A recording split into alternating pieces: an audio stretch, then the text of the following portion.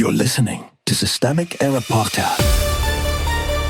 The failure was designed.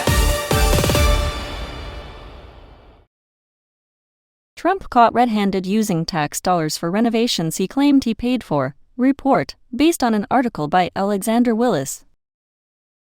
A private ego, paid for publicly. The lie was the point. In March, Donald Trump said he would personally pay for a White House pathway renovation. According to new reporting, taxpayers paid $689,232 for the path, plus another $347,503 rerouted from the National Park Service for a separate request tied to gold frames and plaques mocking his predecessors. The project was not a public necessity. It was a vanity upgrade on a 45-second walk from the Oval Office.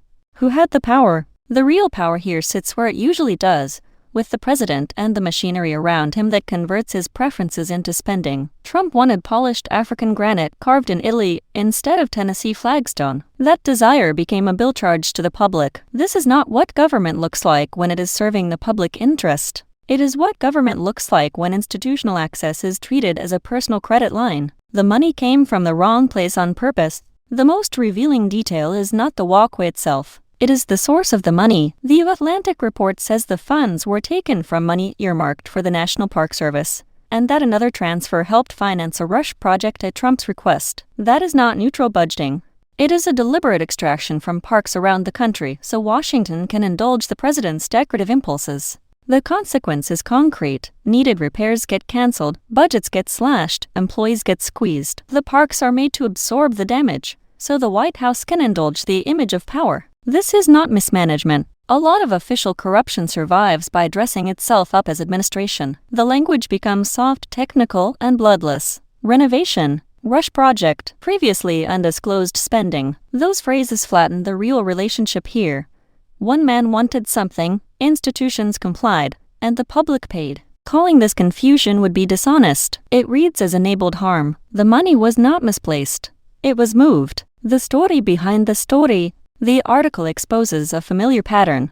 The powerful announce private indulgence, then export the cost to the state, and finally expect the public to treat the transfer as routine. The insult is not just financial, it is political. The White House becomes a stage for personal branding, while the National Park Service is treated as a disposable treasury. The larger lesson: this is how oligarchic government behaves when accountability weakens.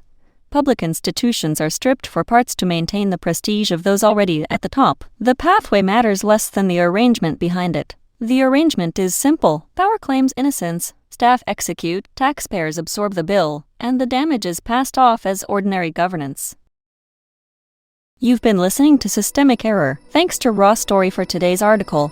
With the automated voice of Clara, thanks for listening.